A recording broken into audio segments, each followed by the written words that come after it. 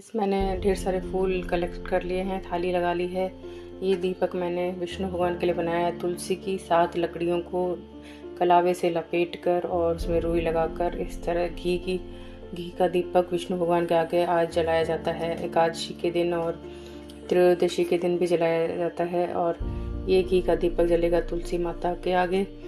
और इधर मैंने ये कलावे में माला तैयार की है। हर श्रृंगार के फूल हैं इसमें, सभी तरह के फूल और बेलपत्र, दूब मैंने इसमें ऐड किए हैं। तो ये माला मैं तुलसी माता और सालिग्राम को पहनाऊंगी। और कलावा रोली सभी मैंने सामग्री रख ली है पूजा के लिए। और ये है धूप बत्ती, और ये धूप मैंने गणेश जी के लिए रखी है, ये जो मैं अपने मंदिर में पूजन करती हूँ। तो इस तरह से सभी पूजन सामग्री मैंने कलेक्ट कर ली है। तो आज है तुलसी विवाह, तो मैं इसलिए आज तुलसी का पूजन करूँगी। गाइस कैसे हैं आप सब? आज आप सभी को देवउठनी एकादशी की हार्दिक शुभकामनाएं, तुलसी विवाह की हार्दिक शुभकामनाएं। तो आज हम करेंगे तुलसी विवाह।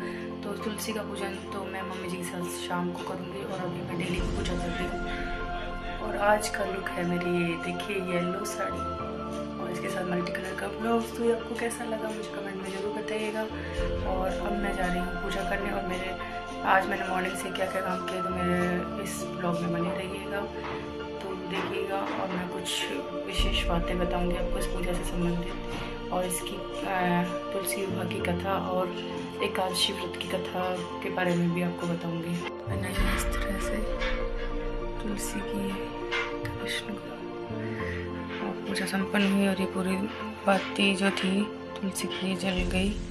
और शिव के लिए ये दीपक जलाया। देखिए काशी और त्रयोदशी के दिन राधा कृष्ण के सामने आप देख रहे हैं मैंने जलाया है।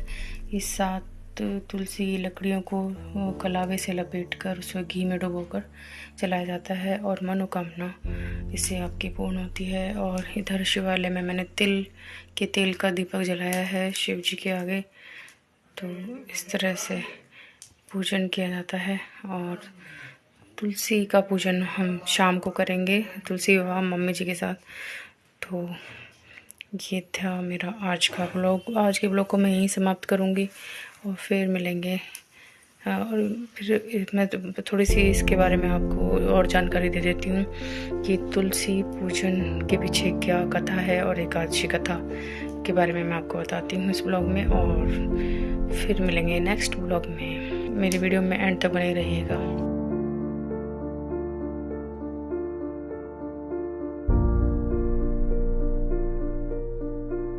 जी का फास्ट था तो वो टेरेस पर नहीं आ पाई, तो मैं अकेले ही तुलसी पूजन कर रही हूँ संध्या के समय। तो मैंने सबसे पहले सालिग्राम जी को स्नान कराया। दही, दूध, कच्चा दूध, दही, गंगा जल और इस तरह से घी, इन सभी पंचामृत से स्नान कराने के बाद ये देखिए ये है मेरे सालिग्राम जी, और इनको मैं स्नान करा रही हूँ इस तरह से।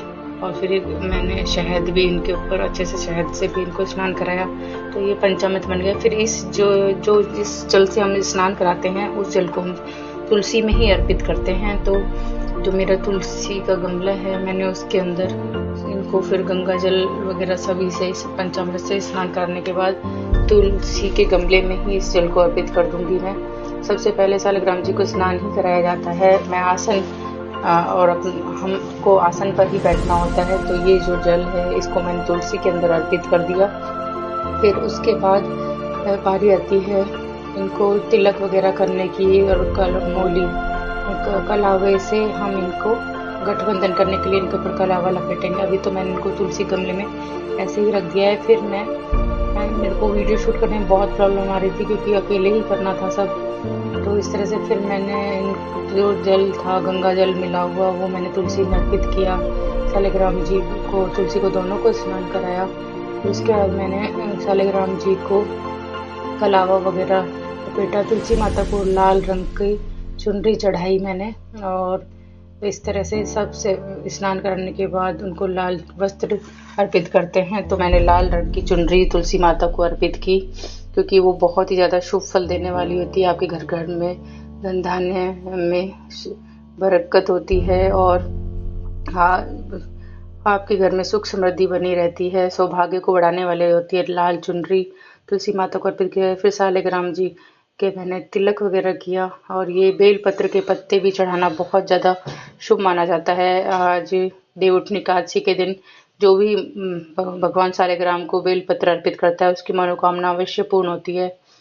और इस तरह से फिर मैंने हर श्रृंगार के फूलों की जो माला चढ़ाई थी वो भी अर्पित की सालिग्राम और तुलसी माता को। और फिर मैंने तिलक वगैरह किया उनका, रोली चंदन से पुष्प चढ़ाए, ढेर सारे मैंने हर श्रृंगार के पुष्प अर्पित किए। और मेरे पास विष्णु प्रिया का पुष्प भी था, तो मैंने वो अपराजिता का नीला वाला पुष्प जिसे विष्णु प्रिया कहा जाता है, विष्णु भगवान को बेहद प्रिय है।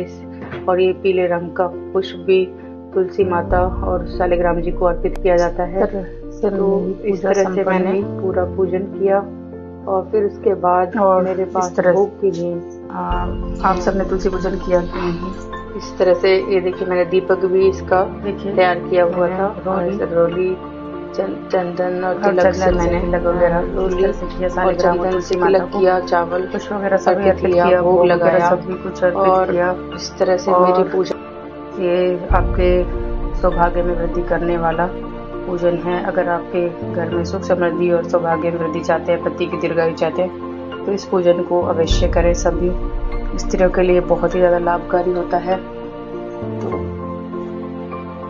इस तरह से जैसे मैंने किया ऐसे आप भी कीजिएगा। और मैंने फिर ये मोली से उनका गठबंधन किया। और देखिए फिर गठबंधन इस तरह से करने के बाद मैंने जो उनको चुनरी उड़ाई थी उसमें और कलावे को मैंने सालिग्राम जी से लपेट दिया और फिर उसमें एक गांठ लगा दी। और कलावे से 11 गांठ लगाई जाती हैं मनोकामना पूर्ति के लिए।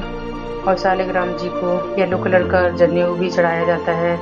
और आपकी जो श्रद्धा है आप उस तरह का भोग अर्पित कर सकते हैं। तो मैंने इस तरह से अपना तुलसी सालिग्राम विवाह संपन्न किया और पूजन किया। और बहुत ही ज़्यादा सुकून मिला मुझे इस पूजन को करने के बाद। इस तरह से मैंने उनको चुनरी उड़ाई और मेरी तुलसी भैया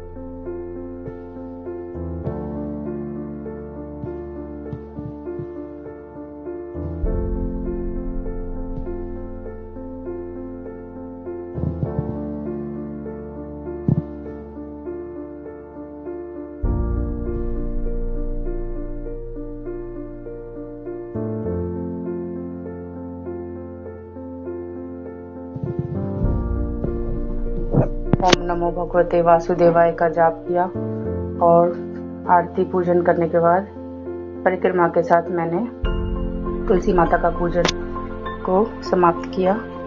इस तरह से मैंने तुलसी माता के पैर छुए, सालिग्राम जी से आशीर्वाद लिया और फिर मैंने 7 परिक्रमा की। ओम नमो भगवते वासुदेवाय नमः, ओम नमो भगवते वासुदेवाय नमः, ओम नमो भगवते वासुदेवाय नमः, ओम नमो भगवते वासुदेवाय नमः, ओम नमो भगवते वासुदेवाय नमः, ओम नमो भगवते वासुदेवाय नमः, ओम नमो भगवते वासुदेवाय नमः, ओम नमो भगवते वासुदेवाय नमः, ओम नमो भगवते वासुदेवाय नमः, ओम नमो भगवते वासुदेवाय नमः, ओम नमो भगवते वासुदेवाय नमः, ओम नमो भगवते वासुदेवाय नमः, ओम नमो भगवते वासुदेवाय नमः, ओम नमो भगवते वासुदेवाय, ओम नमो भगवते वासुदेवाय नमः, ओम नमो भगवते वासुदेवाय नमः, ओम नमो भगवते वासुदेवाय नमः, ओम नमो भगवते वासुदेवाय नमः, ओम नमो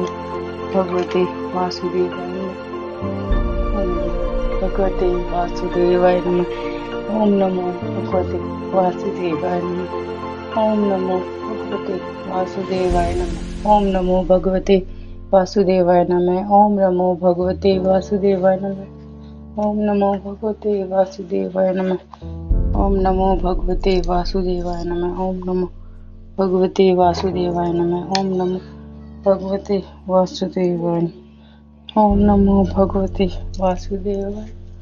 ओम नमो भगवते वासुदेवाय नमः। ओम नमो भगवते वासुदेवाय नमः। ओम नमो भगवते वासुदेवाय नमः।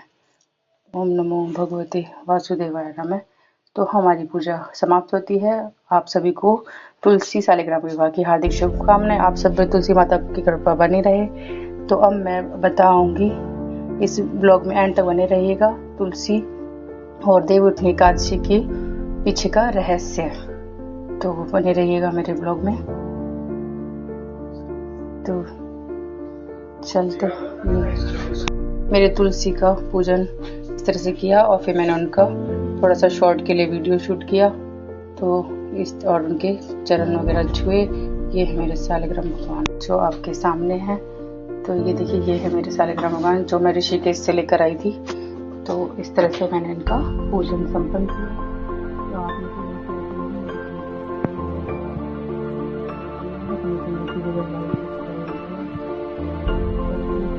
जानते हैं तुलसी और शालिग्राम के विवाह के बारे में और देवउठनी एकादशी के बारे में। तो आप ये भी बताइएगा कमेंट में कि मेरा ब्लॉग आपको कैसा लगा, ज़रूर बताइएगा। तो बने रहिएगा ब्लॉग में एंड तक। जय जय श्री राधे। ओम नमो भगवते वासुदेवाय नमः। ओम नमो भगवते वासुदेवाय नमः। जय हो तुलसी मैया, आप कृपा सभी पर बनी रहे। भगवते वासुदेवाय नमः। तो अब चलते हैं, हम जानेंगे तुलसी और शालिग्राम के बारे में और देवउठनी एकादशी का क्या महत्व है, कैसे विष्णु भगवान एकादशी के दिन जागृत होते हैं, क्या कारण है कि वो योग निद्रा में जाते हैं। तो इसके बारे में ही मैं आपको अब वीडियो के एंड में बताने जा रही हूँ। तो बने रहिएगा मेरे इस ब्लॉग में और आपको मेरी जानकारी कैसी लगी ये भी ज़रूर बताइएगा। और मैं आपके लिए किस तरह के ब्लॉग बनाऊँ ये भी ज़रूर बताइएगा मुझे कमेंट में। और कमेंट में ओम नमो भगवते वासुदेवाय कि देवउठनी ग्यारस एकादशी से क्यों बोला जाता है और तुलसी पूजन के पीछे क्या कथा है, जो शालिग्राम और तुलसी का विवाह होता है। तो मैं होता क्या है कि एक बार क्या होता है, लक्ष्मी जी पैर दबाते दबाते विष्णु जी से कहती हैं कि आप या तो दिन रात जागते रहते हैं या फिर एकदम से बहुत लंबी निद्रा में सो जाते हैं, इसलिए आप नियम से निद्रा लिया करें, जिससे थोड़ा मुझे भी आराम मिलेगा और देवगणों को भी आराम मिलेगा। क्योंकि वो कुछ ना कुछ करते ही रहते हैं विष्णु भगवान, उनके ऊपर पूरी धरती का इतना भार होता है। तो फिर वो मुस्कुराते हुए कहते हैं, ठीक है लक्ष्मी जी, मैं समझ गया कि आपको भी विश्राम होगा। तो ऐसा करते हैं कि मैं बारिश के दिनों में 4 महीने योग निद्रा में जाऊंगा, जिसमें मेरा मतलब मेरा मन तो जागृत रहेगा, लेकिन मैं वैसे सोता हुआ वैसे मैं विश्राम करूंगा और निद्रा में रहूंगा। लेकिन मेरे जो मन की आंखें हैं वो अपने भक्तों को देख रही होगी। उस समय में जो भी भक्त मेरी सच्चे दिल से पूजा करेगा और महादेव की पूजा करेगा, तो मैं उसके घर में सदा के लिए वास करूंगा। और फिर मेरी निद्रा एक कार्तिक मास के शुक्ल पक्ष की एकादशी को खुलेगी, जिसे देवउठनी एकादशी कहते हैं। और फिर तब मैं जागृत होऊंगा और तब सभी मांगलिक कार्य संपन्न होंगे। तो ये तो थी देवउठनी एकादशी के पीछे कथा। अब मैं आपको बताती हूँ तुलसी पूजन के पीछे क्या रीज़न है। तुलसी पूजन के पीछे ये रीज़न है कि जो महादेव थे, एक बार क्या हुआ, महादेव की पत्नी पार्वती पर जालंधर नाम के राक्षस की बुरी दृष्टि पड़ती है और वो उनको पाने के लिए पूरा प्रयास करता है, महादेव से युद्ध करता है बहुत। तो वो जालंधर कहाँ से उत्पन्न हुआ था, वो जालंधर के उत्पन्न होने की कहानी भी यही है कि जालंधर महादेव के एक बार महादेव बहुत क्रोधित हुए थे, उनका ध्यान किसी ने भंग कर दिया था। तो उस क्रोध से उत्पन्न जो तेज था वो जल में जाकर गिरा और उस जल से जालंधर जल के अंदर गिरा। तो जालंधर नाम का दैत्य और पैदा हो गया और वो उसकी शक्तियाँ बिल्कुल महादेव के बराबर थीं और फिर बहुत ही ज़्यादा शक्तिशाली था वो। तो वो पिछले पूर्व जन्म में वो एक बहुत ही अच्छा सुशील इंसान था, मतलब बहुत अच्छा ब्राह्मण कुल में था, लेकिन उससे कोई ऐसा पाप कर्म हो गया था जिसके पूर्व जन्म के पाप कर्म के कारण वो असुर योनि में आया और महादेव के क्रोध के तेज से उत्पन्न हुआ और जल में गिरने के बाद फिर उसके बाद तो उसको ब्रह्मा जी का आशीर्वाद था कि उसे एक बहुत ही पतिव्रता पत्नी मिलेगी जिसके कारण वो कभी भी पराजित नहीं होगा। अगर उसका किसी ने पतिव्रत भंग कर दिया तभी वो पराजित हो सकता है। तो जो वृंदा थी, उसका जन्म भी दैत्य कुल में हुआ था। वो भी पूर्व जन्म के किसी पाप के कारण दैत्य कुल में पैदा हुई थी। तो वृंदा का विवाह जालंधर नाम के दैत्य से कर दिया गया और फिर उसके बाद लेकिन वो विष्णु की भक्ति में लीन रहती थी, विष्णु भगवान की बहुत भक्ति करती थी। तब तो विष्णु भगवान की भक्ति के प्रताप से उसका जो पतिव्रत था वो बहुत ही ज़्यादा शक्तिशाली था।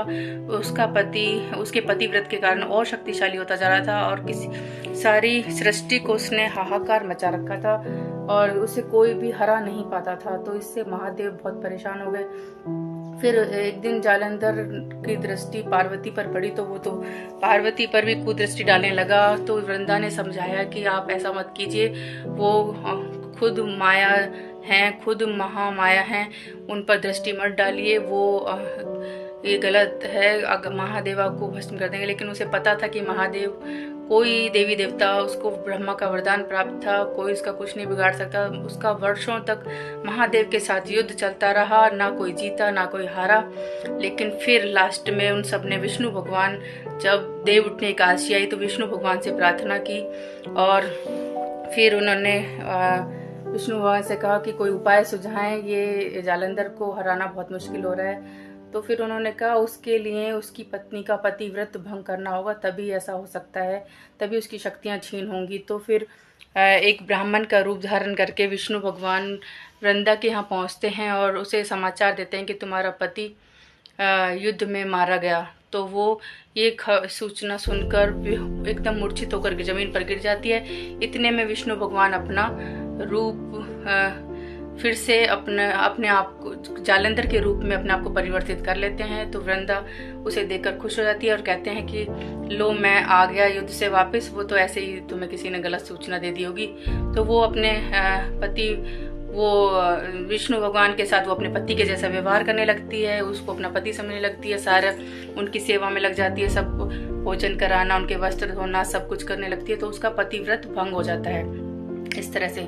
और वहाँ पर युद्ध में जालंधर पराजित हो जाता है और जालंधर का शीश कटा हुआ शीश जो होता है वो वहाँ आकर गिरता है। तो एकदम से उसका वो उसको होश आता है वृंदा को, तो आप कौन है? ये मेरे पति का सर है।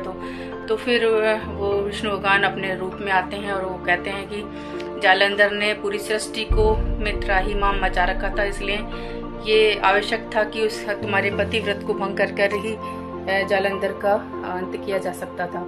तो इससे रुष्ट होकर वृंदा बहुत पतिव्रता स्त्री थी। अगर पतिव्रता स्त्री अगर किसी को क्रोधित होकर कोई श्राप दे दे तो वो सत्य हो जाता है, अगर वो खुश होकर किसी को आशीर्वाद दे दे तो वो भी सत्य हो जाता है। तो इस तरह से तुलसी वृंदा जो थी उन्होंने विष्णु भगवान को श्राप दिया कि तुम पत्थर दिल हो, तुमने मेरे पति को हराने के लिए मेरे साथ छल किया है, तो तुम्हें मैं श्राप देती हूँ कि तुम पत्थर की मूर्त हो जाओ। तो तब वो सालेग्राम के रूप में परिवर्तित हो गए।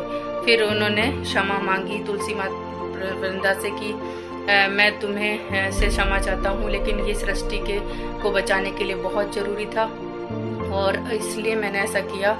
लेकिन मैंने तुम्हें सदा सुहागन रहने का, तुमने मेरी हमेशा पूजा की है, तो मैंने तुम्हें सौभाग्यवती रहने का आशीर्वाद दिया है। तो मैं हर देवउठनी एकादशी के दिन सभी पूरी सृष्टि में सभी लोग मेरा विवाह तुम्हारे साथ करवाएंगे। तब से ही तुलसी और सालेग्राम का विवाह की परंपरा चली और जो भी स्त्री तुलसी का पूजन करेगी, तुलसी शालिग्राम का विवाह कराएंगी, उसका सौभाग्य भी वृंदा की तरह इसी तरह से बढ़ेगा और उसके पति की दीर्घायु होगी और सुख समृद्धि और किसी भी खुशियों की अपार भरमार उसके घर में होगी। तो इस तरह से तभी से ये प्रचलन तुलसी पूजन का शुरू हुआ। तो ये थी तुलसी विवाह के पीछे की कथा। तो इस तरह से तभी से शालिग्राम और तुलसी का पूजन किया जाता है, उनका विवाह किया जाता है। और तुलसी को शालिग्राम जी ने अपनी पत्नी के रूप में स्वीकार किया और वो उनको विधवा का कलंक नहीं लगा, वो सदा सौभाग्यवती भव रही। इसी तरह से सभी जो भी मेरे इस वीडियो को देख रहे हैं उन सभी का भी सौभाग्य में वृद्धि हो, तुलसी माता की कृपा बनी रहे। और तुलसी माता की कृपा पाने के लिए आप इस मंत्र का उच्चारण करें। महाप्रसाद जननी सर्व सौभाग्य वर्धिनी आदि व्याधि हर नित्यम तुलसी त्वं नमस्तुते। ओम नमो भगवते वासुदेवाय नमः। देव उठनी एकादशी की आप सभी को हार्दिक शुभकामनाएं, तुलसी विवाह की भी हार्दिक शुभकामनाएं और आप सभी का जीवन सुखमय रहे। Bye bye, thanks for watching, follow for more. Bye bye, फिर मिलेंगे नेक्स्ट वीडियो में।